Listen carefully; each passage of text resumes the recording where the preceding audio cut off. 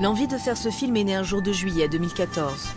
À l'époque, je réalisais un documentaire sur le recyclage. Ça va les camarades? Un petit trac. On respire toute la journée de la poussière. On sort, on a le nez noir, on a des saignements de nez. Moi, rien quand je suis juste devant l'usine, là, j'ai le poil qui hérisse, quoi. J'en tremble, quoi. Je venais juste de rencontrer ces ouvriers, exposés à des poussières toxiques.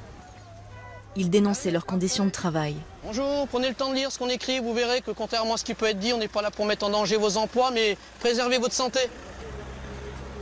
Dans cette usine, les salariés avaient travaillé dans des conditions inimaginables.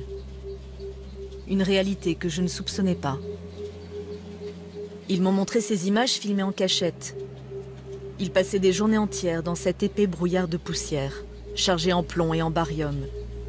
Deux métaux lourds cancérogènes.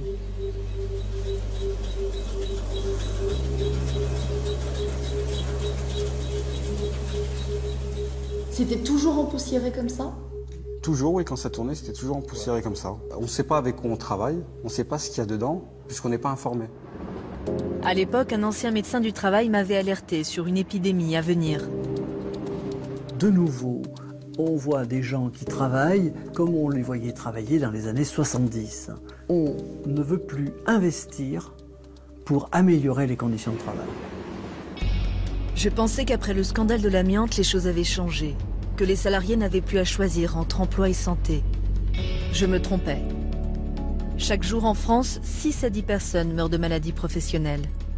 Pourtant, des institutions sont censées les protéger. Pourquoi ferment-elles les yeux sur cette épidémie silencieuse? Comment des employeurs peuvent-ils impunément mettre en danger la santé de leurs ouvriers?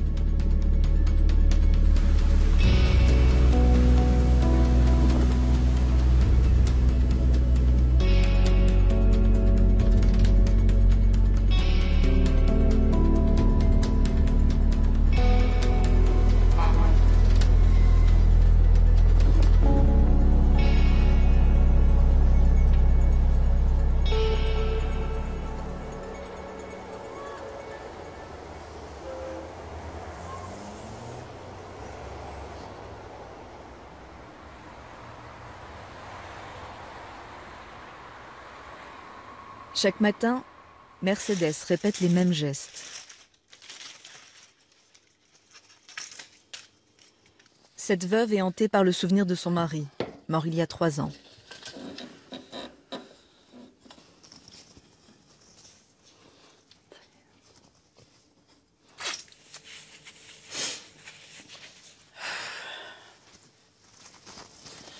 C'est Christian.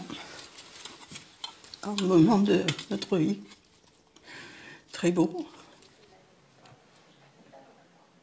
C'est mon petit bonjour à lui tous les jours, ça. Je ne peux rien faire d'autre. Après 7 ans de souffrance, Christian est mort d'un cancer du pharynx. Pour Mercedes, c'est son travail qui l'a tué. Ils les ont emmenés à l'abattoir, quoi. Moi, je dis toujours, ils ont été sacrifiés sur l'autel des profits, hein, c'est bien vrai. Hein. Pendant 33 ans, son mari a travaillé ici, dans une des plus anciennes verreries de France. Une usine aujourd'hui détruite qui faisait vivre tous les hommes de la région.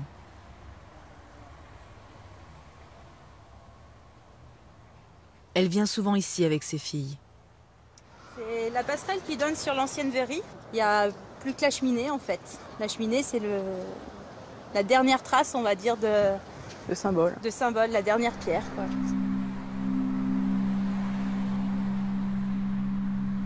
Ici, pendant plus d'un siècle, on fabriquait des bouteilles et des pots en verre.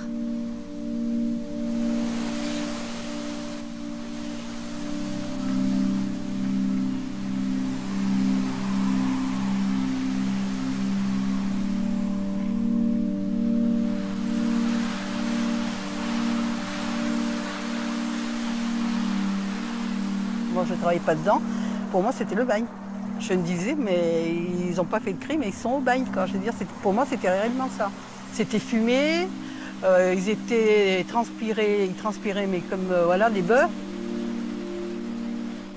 À longueur de journée, les verriers, inconscients des dangers, inhalent des fumées d'huile cancérogènes. La silice, l'arsenic, le titane, nécessaires à la fabrication du verre, sont régulièrement au contact des hommes.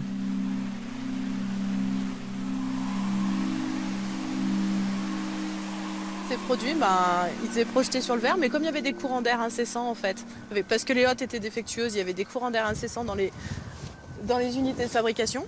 Du coup, ils étaient aspergés au même titre que le verre en fait, donc ils prenaient les mêmes produits toxiques que ce qu'ils fabriquaient en fait. Durant 7 ans, son père Christian, un ancien syndicaliste, s'engage dans une dernière bataille. Faire reconnaître sa maladie professionnelle et celle d'autres verriers. Prouver que leur cancer est la conséquence de leur travail. Il tente d'alerter l'opinion malgré les opérations qui le mutilent. On a travaillé tous plus de 30 ans dans cette usine et on a tous été empoisonnés par les produits. Christian décède en mars 2012. Il avait rallié tous les verriers de Givors à sa cause. 2 ans plus tard, son cancer est reconnu maladie professionnelle.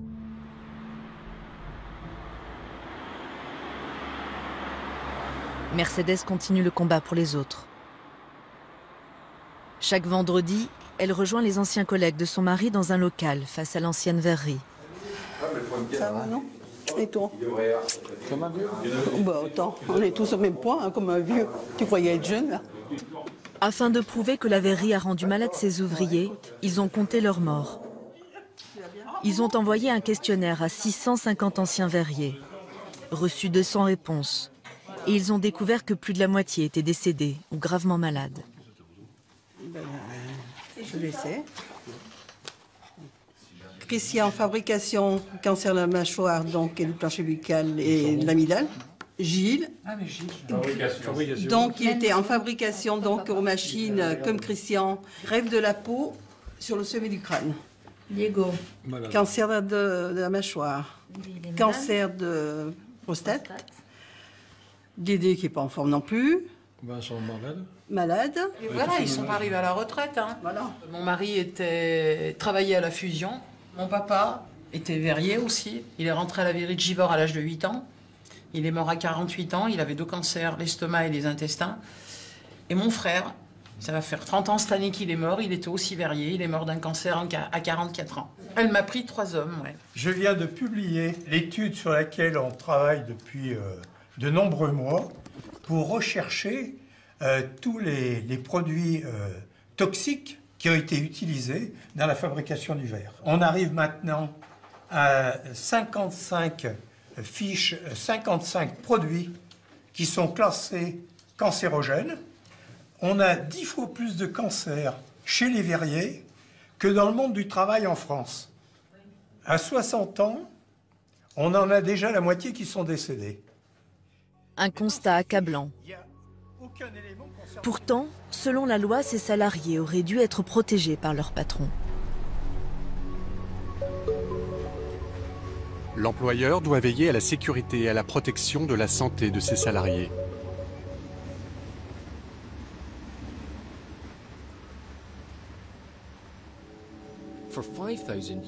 C'est un groupe américain, OI Manufacturing, qui a racheté l'usine de Givors, comme la moitié des verreries industrielles en France. Dans ce film, les lignes de production sont impeccables.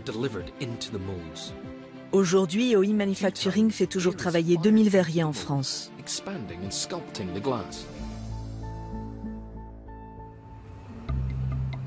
J'ai voulu rencontrer certains de ces hommes, connaître leurs conditions de travail.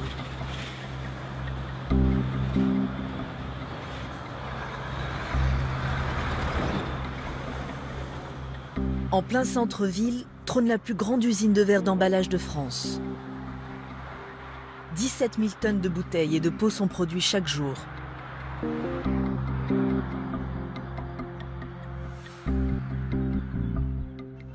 Ces ouvriers y travaillent depuis 20 ans. Là, je pense que c'est un peu plus parlant. Là. Voilà, c'est plus parlant. Et là, on voit bien les fumées que respire le salarié. Il me montre des images filmées en cachette quelques jours plus tôt dans la verrerie. Ça, donc tu te sers de ta main pour rentrer donc assez rapide, tac, tac, pour graisser tes fonds. Tu es obligé, voilà, de la tenir et reculer un petit peu au fur et à mesure parce que sinon te mettre la main de protection devant la figure parce que ça te brûle les lèvres. Vu que tu as un retour, tu as des pots les bouteilles passent devant toi, au minimum cela devait être au moins à 400 ou 500 degrés. 400 degrés devant à ras le ventre. Quand on a un peu d'expérience, souvent on graisse en plusieurs étapes et en apnée. Donc tu te bloques un peu la respiration et moi c'est ce que je fais souvent. Et tu vas graisser, 1, 2, 3, tu respires. S'il n'y a pas trop de fumée, tu respires un peu, tu reprends 3, 4. Ça t'évite de trop en prendre. Mais il y en a, ils foncent dedans et ils respirent tout, quoi. Après, je pense qu'avec les années d'expérience, tu essayes de limiter un petit peu les produits toxiques comme ça, quoi. Ça t'enlève toujours un petit pourcentage de moins dans les poumons, quoi, on va dire. Si on avait pris une vidéo il y a 15 ans, c'était la même. Il y a 20 ans, c'était la même. Il y a les mêmes gants, les mêmes torches, la même graisse. Ouais. Il y a peut-être que le mec, finalement, qui est plus vieux, c'est tout. Laurent et ses collègues sont membres du CHSCT, le comité d'hygiène et de sécurité de l'entreprise. Ils défendent les intérêts des salariés. En 2012, ils obtiennent de la direction qu'elle fasse mesurer dans ses fumées les taux de brouillard d'huile, réputés toxiques. C'est en rouge. Voilà, c'est simple. Aujourd'hui, la loi, elle dit 0,5. Et regardez, on a toutes les lignes en rouge où on dépasse sur 1, 2, 3, 4, 5 lignes qui sont aujourd'hui largement au-dessus, 1,1, c'est-à-dire qu'on est à plus de deux fois. Selon ces salariés, les employeurs n'auraient pas respecté le code du travail. Ils n'auraient pas pris les mesures nécessaires contre ces brouillards d'huile.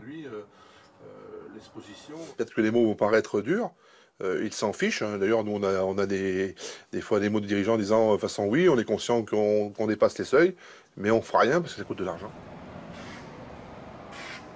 J'ai contacté à de nombreuses reprises OI Manufacturing.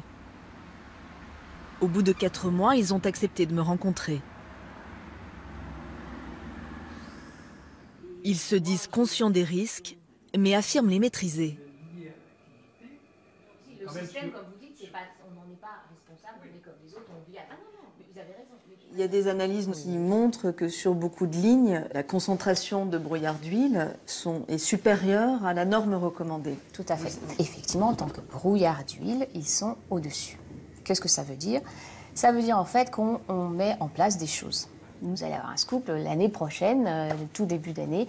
Puis Guillaume va avoir une ligne sur un four, le four 8, qui va être complètement engraissage automatisé. Mais c'est pas simple, parce que passer en engraissage automatisé, c'est changer le process. Donc c'est aussi du temps pour former les gens, pour avoir les bons outils, pour savoir les bons réglages. Ça ne se fait pas facilement. Et puis ça coûte cher, j'imagine aussi. Ça coûte cher, mais c'est pour ça que ça se fera progressivement. Est-ce qu'il faut attendre 10 ans, 15 ans, 20 ans avant de protéger les salariés? Ce n'est pas du tout ce qui se passe. On n'a pas attendu 10 ans, 15 ans, 20 ans. On a mis en place des protections, on a fait des essais qui ne sont pas été toujours très efficaces. On n'est pas resté inactif. Est-ce que vous êtes parfois obligé de choisir entre argent, productivité et santé des travailleurs? Jamais, jamais, jamais. Non.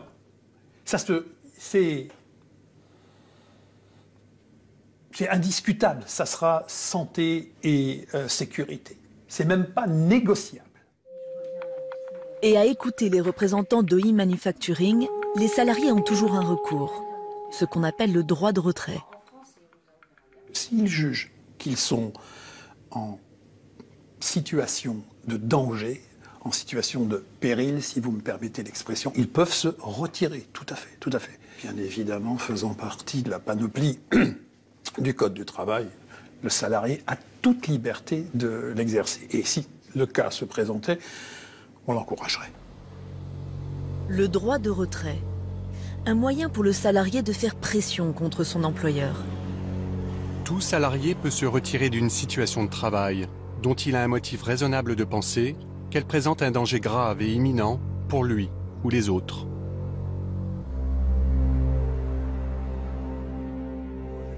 Concrètement, ces travailleurs peuvent faire arrêter les machines. Un vœu pieux du Code du travail. Car dans la réalité, il en va tout autrement. C'est pas possible de le faire. Pourquoi? Parce qu'aujourd'hui, on mettrait l'usine en péril. C'est aussi simple que ça. Donc en mettant l'usine en péril, on mettrait des emplois en péril. Donc il y en a qui diront qu'il vaut mieux travailler en se polluant que d'arrêter une société. Bien sûr que l'employeur, il sait qu'aujourd'hui, on a ce moyen-là. Et il sait aussi qu'il a en face de lui des gens responsables. Aujourd'hui, s'il avait arrivé d'infirmer dans le bassin d'emploi de Thiers, c'est une catastrophe. C'est une catastrophe. Et ils le savent. Vous êtes piégé? Oui. Oui. Oui, on est plus mal dit aujourd'hui. Ah oui. Pour beaucoup, le salaire d'aujourd'hui pèse plus que la santé de demain. Selon l'Association de recherche sur le cancer, près de 30 000 salariés développeraient chaque année en France un cancer à cause du travail. Une institution est censée faire de la prévention et les indemniser en cas de maladie. La sécurité sociale.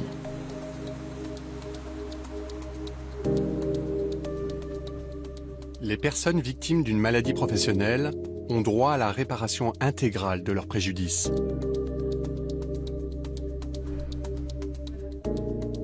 C'est ce qu'on appelle la reconnaissance de la maladie professionnelle. Un système qui permet aussi à l'assurance maladie de sanctionner l'employeur qui nuit à la santé de son salarié. Sa première sanction, c'est d'avoir une augmentation de cotisation. Donc c'est un intérêt à agir non négligeable. C'est un système de bonus-malus, c'est ça? Voilà, vous avez une augmentation, c'est comme quand vous avez un accident avec votre voiture, et ben vous payez plus cher. L'objectif, c'est d'arriver à les responsabiliser au maximum, et c'est pour ça qu'il faut le levier financier est absolument indispensable. Enfin, là-dessus, et je peux vous dire que ça marche. Voilà, il faut quand même jouer, enfin, faut être clair là-dessus. Si ce système marche bien, pourquoi des employeurs continuent-ils à mettre en danger la vie de leurs salariés? Pourquoi la sécurité sociale reconnaît-elle si peu de maladies professionnelles? Moins de 2000 cancers chaque année pour 2,5 millions de travailleurs exposés à des cancérogènes.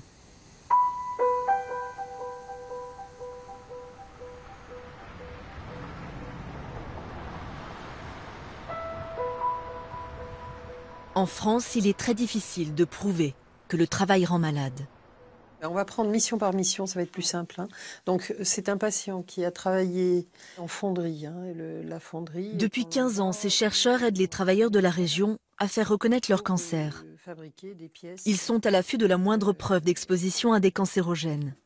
Les chrome 6, cobalt, HAP, fibre céramique réfractaire, ça va bien avec le cancer du poumon. Hein. Tout ça, bien sûr. On informe la famille ou la victime elle-même, si elle est heureusement pas décédée. Et à partir de là, on accompagne les personnes qui le souhaitent vers l'accès au droit à réparation. Qui se pencherait sur ces cas si vous ne le faisiez pas? Personne. Personne ne s'occuperait de savoir ce que nous avons mis en évidence dans ce parcours. L'activité de travail exposée à des cancérogènes ne fait l'objet d'aucune connaissance institutionnalisée nulle part. Sans eux, la plupart des malades, abandonnés par l'administration, ne se lanceraient pas dans ces démarches de reconnaissance. Ah, monsieur Cadeau, bonjour. Bonjour madame. Comment allez-vous? Cet ouvrier, par exemple, atteint d'un cancer des sinus, est désemparé devant la complexité de la procédure imposée par la sécurité sociale. Les tableaux, c'est assez compliqué en fait à expliquer. Il existe des tableaux qui permettent de faire reconnaître automatiquement la maladie professionnelle. Mais leurs critères sont extrêmement restrictifs. Ce qui ne va pas dans votre cas, c'est qu'il faut une durée d'exposition de 10 ans et vous avez que 3 ans, 3 à 4 ans. Oui, c'est ça. Ouais. Voilà. Comme il manque un des critères, il y a quand même des preuves à apporter de vos expositions. Ce travailleur ne rentre pas dans les tableaux de la sécurité sociale. L'aberration dans ce cas, c'est qu'il devra lui-même prouver 30 ans après que son travail l'a rendu malade. Anne Marchand va l'aider. C'est très très difficile et c'est très compliqué. On leur demande de pallier à un manque qui est d'avoir une mémoire un peu institutionnelle des expositions. Donc c'est à eux de reconstituer ce qu'aucune administration, institution n'a été en mesure de faire. Donc là on va essayer de retrouver l'endroit de votre ancienne fonderie, voir si elle existe toujours, en tout cas si le bâti existe toujours. C'est devenu une maison d'habitation. À la manière d'une enquête policière, il retourne sur son lieu de travail, à la recherche du moindre indice. C'est où? Ah, ok. Donc on est vraiment en plein quartier résidentiel. Ah, tout à fait. On peut absolument pas soupçonner qu'il y a une fonderie ici. Ça, c'était l'entrée. Hein. Donc derrière, il y avait la maison. Et vous voyez la porte là? Ah oui. Oui, ça c'était la porte d'entrée de l'atelier. D'accord. Voir ce garage permet à Anne Marchand de comprendre à quel point les conditions de travail étaient difficiles pour ce salarié. Il y avait combien de fours, vous m'aviez dit? Il y avait 3 fours. 3 fours en jour et nuit? Oui. Oui. Oui.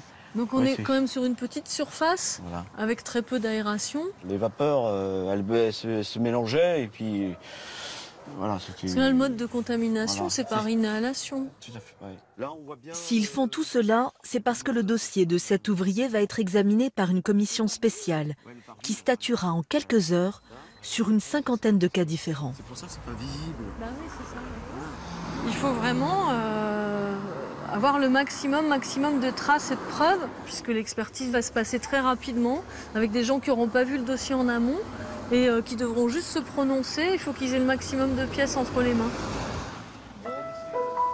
Une procédure difficile, qui peut durer plusieurs années. Très bien, merci beaucoup. Bonne journée à vous. Les 3/4 des dossiers qui passent par ces commissions sont refusés. Et la plupart des malades abandonnent en cours de route. Une aubaine pour leur patron. La réparation telle qu'elle se déroule, telle qu'elle se passe, ne permet pas de contraindre les employeurs à mettre en place une prévention digne de ce nom. C'est-à-dire qu'elle ne pèse pas sur leurs coûts. Et elle ne pèse pas sur leur image non plus, puisque c'est complètement décalé dans le temps et qu'on a du mal à la rattacher à un employeur et à un seul. Par son fonctionnement même, la sécurité sociale ne ferait-elle pas preuve d'une certaine passivité qui favorise les employeurs?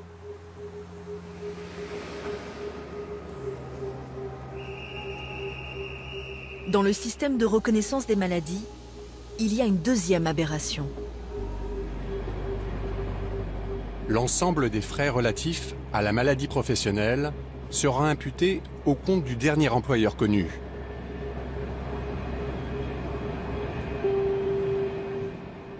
Mais ce dernier employeur n'est pas forcément celui qui a rendu malade le salarié. C'est particulièrement vrai dans le cas de la sous-traitance.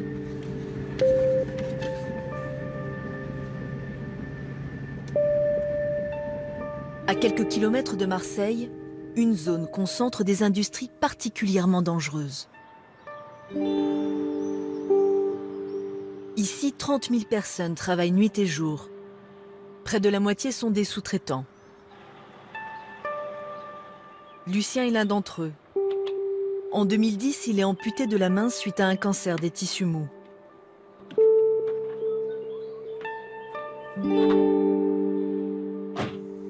Pendant 10 ans, il a travaillé comme chef de chantier pour cette petite entreprise. C'est là,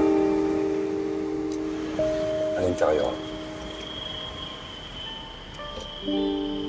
Il intervenait sur les raffineries et les usines de pétrochimie de la région.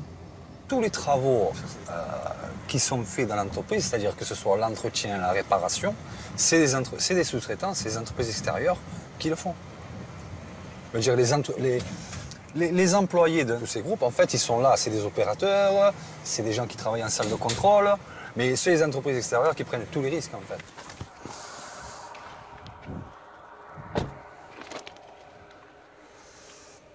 Et voilà, on y est. Hein.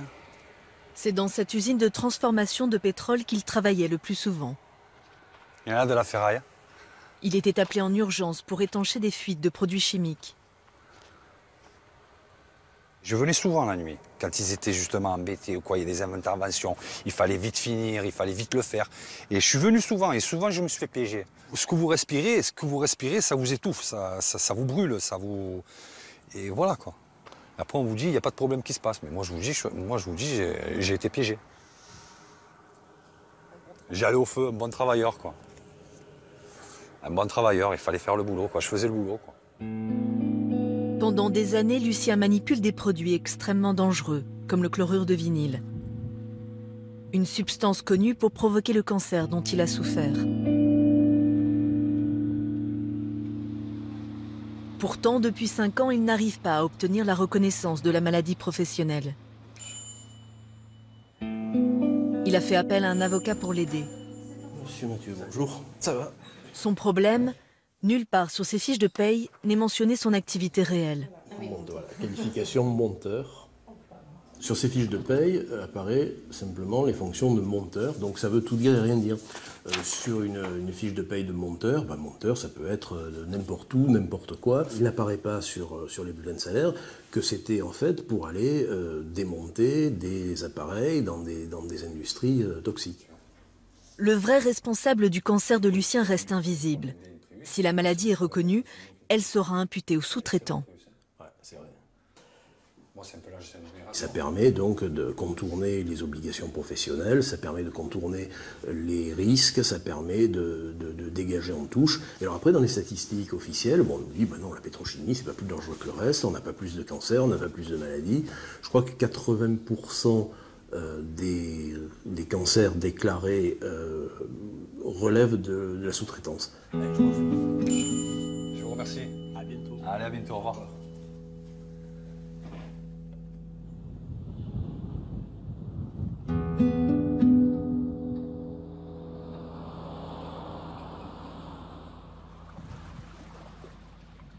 Annie Dumaine est l'ancien médecin du travail de Lucien. Garante de la santé des salariés au sein de l'entreprise, elle a subi ce système qui dilue les responsabilités. Retenez qu'un médecin du travail, dont je représente une certaine caste, va avoir en charge environ 450 entreprises, 3000 salariés, qu'un jour il va être dans une entreprise avec sa problématique, le lendemain il est dans une autre avec une autre problématique.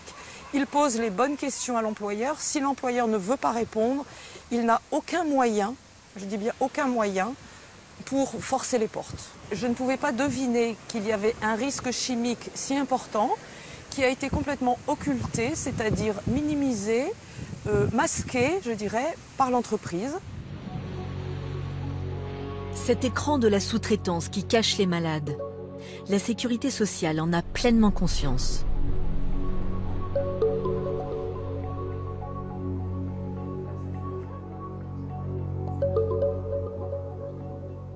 Mais quid de toutes ces grosses entreprises qui font appel à la sous-traitance? Ça, c'est pas notre rôle. Enfin, c'est-à-dire que ça, nous, on a le lien d'un assuré avec son numéro de sécurité sociale et son employeur direct, celui qui lui paye son salaire.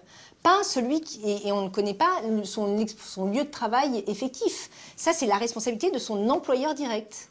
On est conscient qu'on a des limites, ça fait partie de nos limites. Mais ça, on va y réfléchir. Hein, on ne met pas le truc sous le tapis en disant ça n'existe pas. Enfin, on sait très bien que ça existe. Est-ce que plutôt que réfléchir en termes d'employeur, il ne faudrait pas réfléchir en termes de poste à risque?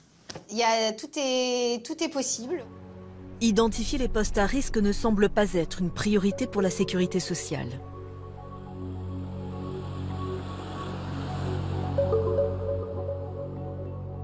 Un groupe de médecins généralistes a décidé de pallier cette défaillance du système.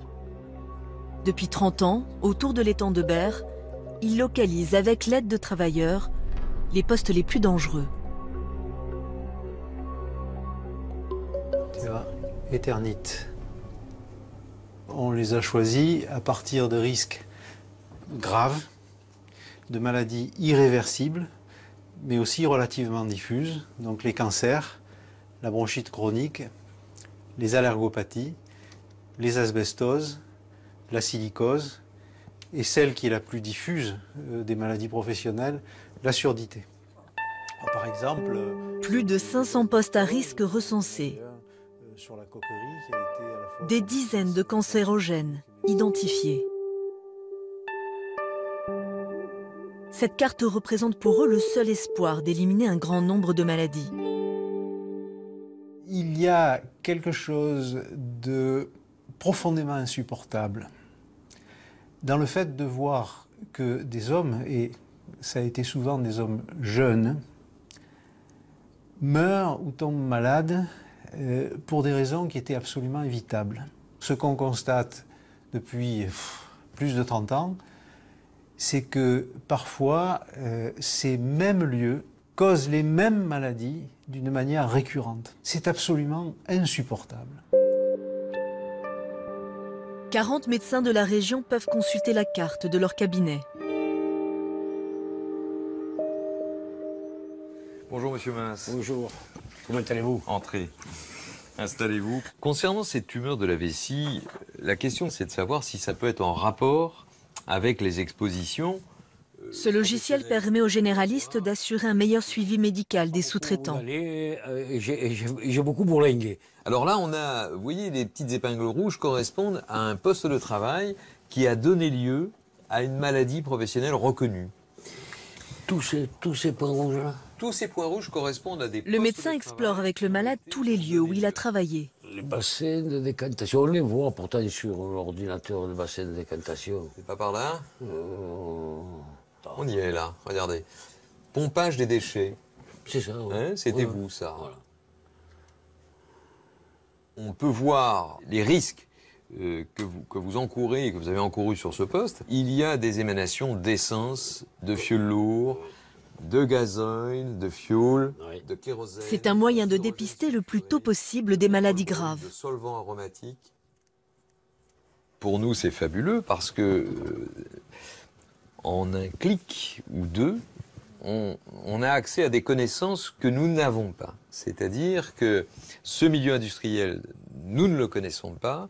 Les risques qu'encourent les patients, nous ne les connaissons pas bien. C'est le seul moyen d'arriver à savoir ce qui s'est passé. Ce qui s'est passé et ce qui risque d'après de se passer. Absolument. Parce que c'est pour l'avenir aussi. Absolument. Cet ouvrier, riche de 30 ans d'expérience en sous-traitance, va à son tour alimenter la base de données. Elle contient aujourd'hui la mémoire de 800 travailleurs. L'art du métallurgiste, en fait, c'est d'habiller cette poche avec des produits réfractaires pour contenir le métal liquide. Le principal but de ces médecins, c'est assainir les postes de travail, éliminer les risques. Pour cela, ils travaillent avec des délégués syndicaux qui se battent au quotidien, sur le terrain. Moi, dans mon expérience personnelle, je vous dis honnêtement, il ne faut pas être pessimiste. Quand on soulève un problème, quand il y a une déclaration d'un médecin de travail, quand on fait une enquête CHSCT, on mobilise des choses. Voilà. Mais il faut beaucoup d'ardeur, il faut beaucoup de persévérance. Moi, j'ai toujours dit, sur les routes, quand il y a un accident, on vous met une silhouette, il y a un mort là, tel truc, et ça sensibilise les gens. Pourquoi on n'est pas foutu à l'intérieur des boîtes qui sont fixes, hein, comme Arcelor, comme de mettre un panneau en disant attention, à tel endroit, à tel poste, il y a eu tant de maladies professionnelles, parce que quand on va travailler, on ne pense pas qu'on va être malade du travail. Oui. Alerter les travailleurs, l'ultime recours. Pourtant, il existe une institution qui connaît tous ces postes à risque, et à un niveau national, la sécurité sociale.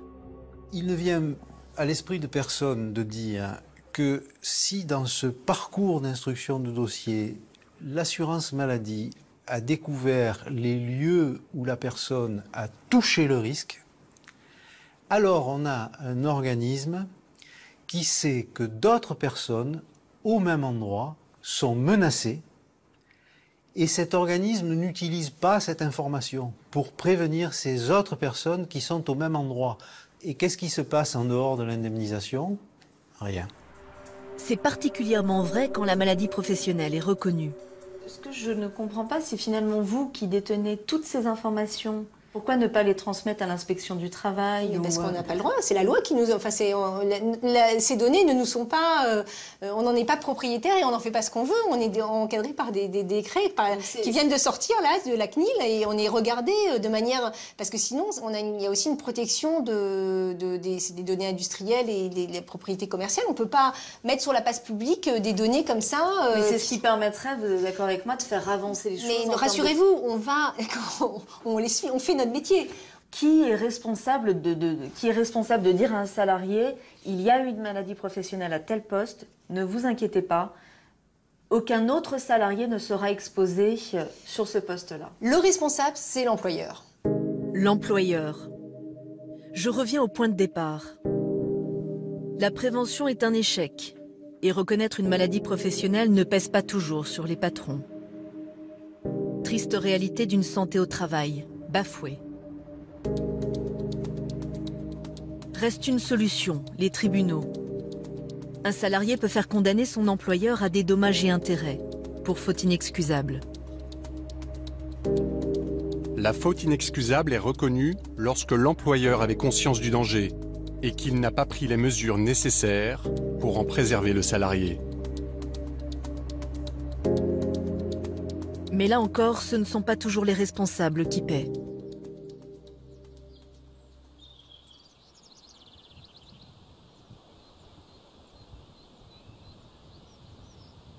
Patrick souffre d'un cancer du poumon. Il est en procès contre son ancien employeur pour faute inexcusable. Il ne lui pardonne pas cette maladie. Pourquoi je suis en colère? Ils m'ont tué. Ils vont me tuer. C'est pour ça que je suis en colère. Moi, personnellement, ma vie, je ne bois pas d'alcool, j'ai arrêté de fumer. Aujourd'hui, mon espérance de vie, c'est quoi? Aujourd'hui, j'ai 51 ans, il me reste quoi? 3 ans, 4 ans? Pourquoi je suis en colère? Je crois que ça mérite une colère, non? Pendant 30 ans, il a travaillé sans protection, exposé à du cadmium, un métal lourd reconnu cancérogène depuis 1993. L'effet inexcusable, c'est que le cadmium était reconnu depuis de nombreuses années comme produit cancérigène, hein. Le monde médical avait alerté les employeurs de ce danger-là, et mon employeur n'a pas réagi par rapport à ça. Et il a occulté ce problème-là pour un problème certainement financier. Ça, c'est une faute inexcusable. C'est ici, dans cette usine de Nersac, à côté d'Angoulême, que Patrick a travaillé jusqu'en 2012.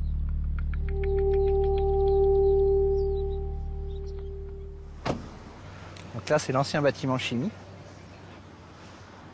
Donc les bidons jaunes, là-dedans, il y a du nickel et du cadmium. C'est la cause de ma maladie, tout ça. Son ancien employeur, c'est la Saft, le leader mondial des batteries au cadmium. Ses clients, l'industrie militaire et aéronautique. En France, cette multinationale possède 3 usines, emploie près de 2000 salariés.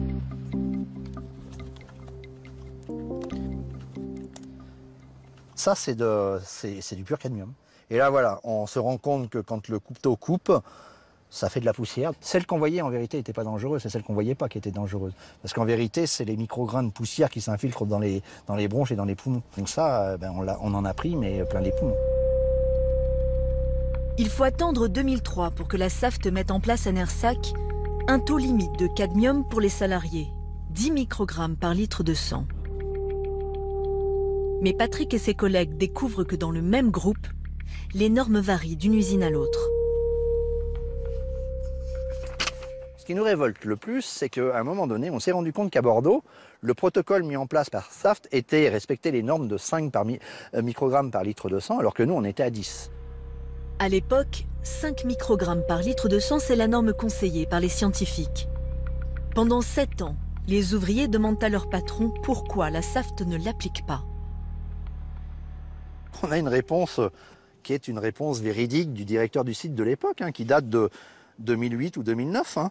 Si on s'aligne sur Bordeaux, alors je ferme le site de Nersac, on ne peut plus fonctionner. Si, à ce moment-là, la norme de Bordeaux et la norme actuelle avaient été respectées, il y avait 53 personnes qui auraient été sorties des postes exposés. J'en faisais peut-être partie, et aujourd'hui je ne serais peut-être pas malade. C'est ça que ça veut dire. Ça veut dire quand même qu'on a laissé des gens s'empoisonner, parce que pour nous c'est un empoisonnement, hein, en connaissance de cause. En mars 2015, Patrick obtient une première victoire contre ses employeurs.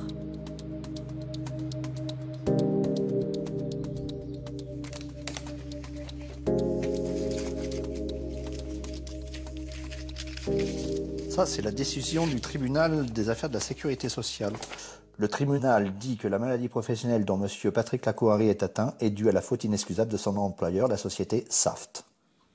En première instance, le juge a considéré que la différence de taux constituait une faute et qu'en tant que leader mondial en la matière, la Saft ne pouvait pas ignorer la dangerosité du cadmium. Le tribunal fixe comme indemnité pour les souffrances physiques 25 000 €, pour les souffrances morales 80 000 €, pour le préjudice d'agrément 10 000 € et pour le préjudice esthétique 5 000 €. Voilà, donc ça, c'est une indemnisation financière. Je vais la prendre. Si le tribunal les condamne, je vais la prendre. Mais clairement, c'était pas mon but principal. On a passé 20 ans, et j'ai passé 20 ans à leur dire qu'ils étaient en train d'empoisonner des gens. Moi, j'ai vu des gens me rironner. J'ai vu des gens me rironner, notamment du côté direction, quand on leur disait ça. Aujourd'hui, voilà, c'est la preuve que ces gens-là se sont trompés sur toute la ligne. La Saft a fait appel de cette décision. Après des semaines de négociations, l'entreprise a finalement accepté de me recevoir. Bonjour. Marc Pierson? Sauf qu'elle a changé de nom. Étrangement, 2 jours après que le cancer de Patrick ait été reconnu, l'atelier où il travaillait a été mis en vente et racheté par une autre société, Arts Energy. Enchantée, Lisa Frangeux. Autre fait troublant, les dirigeants d'Arts Energy sont les mêmes que ceux qui étaient à la tête de la Saft à l'époque. Pourquoi à Nersac on était à 10 microgrammes et pourquoi à Bordeaux on était à 5 microgrammes? Régulièrement, le CHSCT vous interpellait sur cette différence de normes et vous ne pouvez pas contester. Le CHSCT... Vous leur avez répondu plusieurs fois que si on abaissait la norme à 5 à Nersac, le site ne tournerait pas. On aurait de grosses difficultés à faire fonctionner le site, oui. Maintenant, ce n'est pas ma décision. C'est la décision de qui? Du médecin du travail. Ça ne peut pas être la décision de l'employeur. Le médecin du travail, il ne se prononce pas sur le fait de faire marcher un site ou pas. Le médecin Non, du moi travail, je me il se prononce sur la prononce santé. à une question sur si on prend les mêmes seuils, qu'est-ce qui se passe. Je peux me prononcer sur l'organisation de l'entreprise. Je ne peux pas me prononcer sur le fait de prendre la décision ou pas, puisqu'elle ne m'appartient pas. Oui, mais le garant de la sécurité, de la santé, c'est l'employeur. C'est l'employeur. On ne dit pas que le cadmium, c'est quelque chose qui n'est pas grave. C'est une erreur, vous retrouvez dans tous les PV de CHSCT, le cadmium, c'est un CMR, on explique exactement les seuils. Donc on ne peut pas dire qu'on est à côté de la plaque. Ça c'est à l'intérieur d'une cuve dont on... En effet, à partir de 2003, des aérations ont commencé à être installées. Mais concernant la faute inexcusable de Patrick, il botte en touche, de façon tout à fait inattendue. Pour un de ses salariés, il y a la faute inexcusable qui a été reconnue. Je ne sais pas, ça concerne Saft. Mais c'est vous qui étiez... Non mais attendez, ça concerne la société Saft, je ne sais pas. Oui, mais vous étiez quand même vous étiez à la SAFT. J'étais directeur du site, je ne suis plus à la SAFT, je ne sais pas. Ce qui se passe en ce moment avec la SAFT, on n'est pas au courant du tout. Il faut nous croire. C'est pas notre objectif. Moi, je vous crois. Tant mieux. J'ai changé de société, donc je prends note du fait que ça a été reconnu comme... Oui, mais la faute inexcusable a été reconnue pour les conditions de l'époque, c'est-à-dire de l'époque où vous étiez directeur du site. Moi, j'ai été directeur du site à partir de fin 2005. Je ne sais pas si ça concerne cette période-là ou si c'était avant. Je ne sais pas.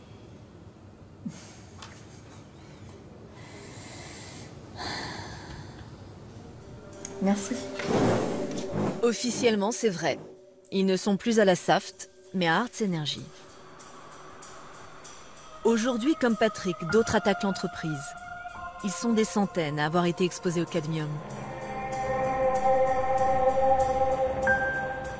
C'est le cas du mari de Josiane, mort d'un cancer des poumons il y a 5 ans. Il travaillait à la Saft de Bordeaux.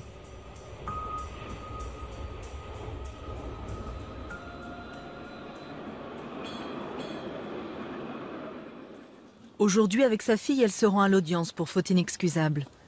En lutte depuis 2 ans, elle a hâte que ça se termine. Bonjour, maître de Romanet. Bonjour, madame Ordax. Bonjour. On n'aura rien à faire, nous, ni rien à dire. Absolument rien. Ah, d'accord. En fait, je suis... c'est l'avantage d'avoir un avocat, je suis votre porte-parole. D'accord.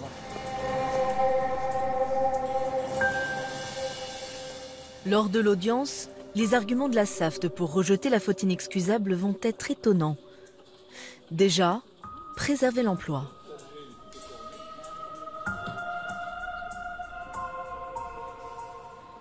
La société Saft est un établissement français. Faire travailler des gens en France, c'est autorisé par la loi, même si c'est une activité risquée. Et il faut que le travail reste en France. Puis l'avocat de la Saft pointe directement le salarié. De 1972 à 1999, il a fumé 1 paquet de cigarettes par jour. Et quand vous fumez, vous avez 30 à 100 fois plus de chances d'attraper un cancer bronchopulmonaire que si vous travaillez à fabriquer des piles au cadmium.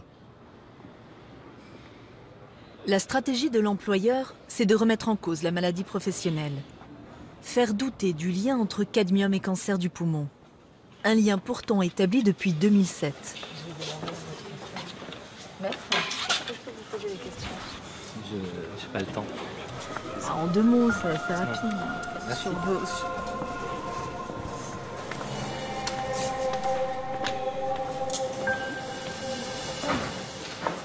il est adroit, je le connais depuis Moi, longtemps. il m'a pas convaincu, mais pas loin, quoi. Non, Le tabac, c'est le tabac qu'a tué mon mari, quoi. Eh ben, écoutez, C'est vrai. s'il a réussi à faire ça, il est très fort, mais en l'occurrence, il n'y a absolument aucune... Il n'y a Et la absolument SAFT n'a rien fait. aucune... Ah, la SAFT est merveilleuse.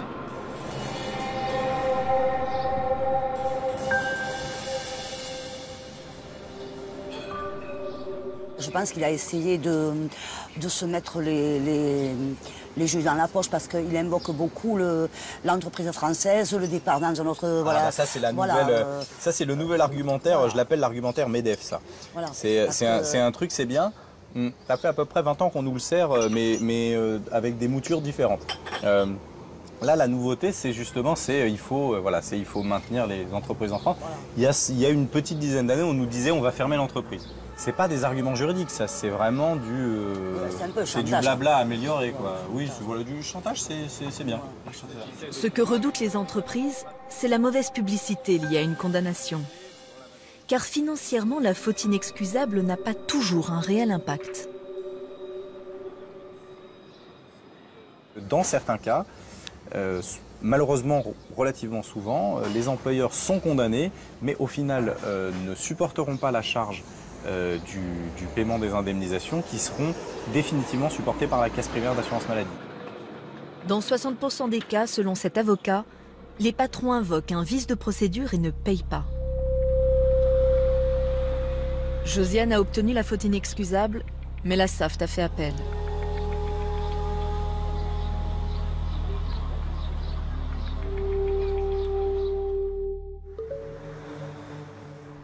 En France, une institution est chargée de faire respecter les lois au sein de l'entreprise.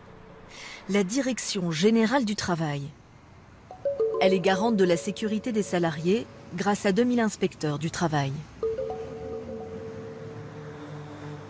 Gérald Lecor, l'un d'entre eux, est le témoin impuissant du dysfonctionnement du système. L'inspecteur du travail n'a aucun moyen juridique rapide pour soustraire les salariés de cette situation de danger auquel ils sont exposés. On n'a pas de pouvoir contraignant. Le seul pouvoir qu'il reste, c'est souvent donc, le procès-verbal d'infraction sur lequel il n'y a pas de suite avant plusieurs années. Ces procès-verbaux d'infraction sont transmis à la justice, la seule à pouvoir contraindre un employeur. Mais seuls 10% donnent lieu à des condamnations. On manque cruellement d'un soutien du ministère sur tous ces dossiers un petit peu sensibles. Parce que pour le ministère du Travail, c'est le même ministère qui est chargé donc, de protéger la santé des travailleurs, mais ce même ministère a aussi en charge la question de l'emploi, de l'activité économique et du nombre de chômeurs. L'objectif, c'est de produire, l'objectif, c'est de faire des marges. La question de la santé des salariés ne fait pas partie des préoccupations, mais ni des chefs d'entreprise, ni du pouvoir politique.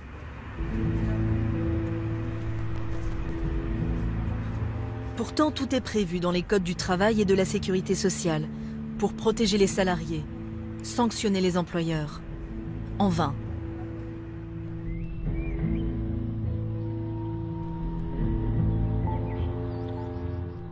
Cette usine à Dicéo est le symbole de ce déni de droit. Certains l'appellent l'usine à cancer. Technicienne en laboratoire, un rein et une surrénale en moins. Alors, ouvrier en fabrication vitamine A, opéré du cancer au rein droit. Travaillé à la chaufferie, plaque pleurale due à l'amiante et opéré d'un cancer de la prostate en 2004. Plus de 40 cancers, 17 fautes inexcusables, 13 morts. Dans cette usine de vitamines pour bétail, la plupart des salariés ont été en contact avec le C5, une molécule très toxique. Depuis 20 ans, ils ont pourtant alerté toutes les institutions sur cette catastrophe sanitaire. Tous les pouvoirs publics se sont tus. Que ce soit au début la sécurité sociale, l'inspecteur régional du travail et tout. Le ministère. Oui, mais bon... La santé et du travail. Ouais. Tous ces gens ont été alertés. À tous. Tous étaient alertés. Et tous vous ont répondu quoi? Circuler, il n'y a rien à voir. Circuler, il n'y a rien à voir. Est-ce qu'elle a été sanctionnée, l'entreprise, finalement? Non. Ça sera toujours un échec. Parce que tant que les patrons pourront tuer impunément, peuvent dormir tranquilles, ils dormiront jamais un jour en prison. Ces salariés ont même déposé plainte au pénal, sans succès. Adiceo n'a pas souhaité répondre à nos questions. En France, la loi est inadaptée à ces victimes du travail. Maître Tessonnière est l'avocat des anciens salariés d'Adiceo. Il est aussi celui des malades de l'amiante. Il n'y a pas de définition qui correspond dans le code pénal à cette situation particulière. Et donc on le traite sous la forme de l'imprudence ou de la négligence. Donc quelqu'un qui aura tué 10 000 personnes, ça arrive, on peut en trouver dans l'industrie de l'amiante, de façon délibérée, sans prendre les mesures de protection et en sachant les conséquences de ce qui se passait, encourt une peine qui est inférieure à quelqu'un qui aura raté un virage et tué malheureusement le passager de son véhicule. Nous avons affaire à ce que parfois on appelle des crimes d'indifférence. Il milite depuis des années pour qu'une nouvelle catégorie de crimes soit définie, les crimes industriels. Car pour lui, ses patrons font preuve de ce qu'il appelle un consentement meurtrier. Je sais que mon activité va provoquer la mort d'une partie de la population. Je consens à ce que la mort ait lieu, quoi, finalement. Donc je ne la veux pas. Si je pouvais m'en passer même, ce serait encore mieux. Mais je sais qu'il va y avoir ça et je consens. Finalement, c'est une forme de consentement au pire qui devrait être instituée au rang de délit ou de crime. Combien de morts encore pour que les autorités ouvrent les yeux? Combien de travailleurs sacrifiés pour que les patrons prennent leurs responsabilités? En France, on estime à plus d'1 milliard d'euros le coût de ces maladies professionnelles non reconnues.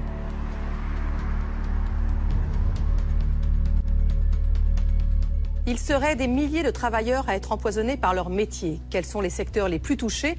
On en parle tout de suite avec Nadine Herrero, vice-présidente des accidentés de la vie, mais aussi Paul François, fondateur de l'association Phytovictimes et agriculteurs, une profession durement touchée par les cancers. Quant à vous, évidemment, vous pouvez continuer à réagir sur le hashtag LMEF. À tout de suite.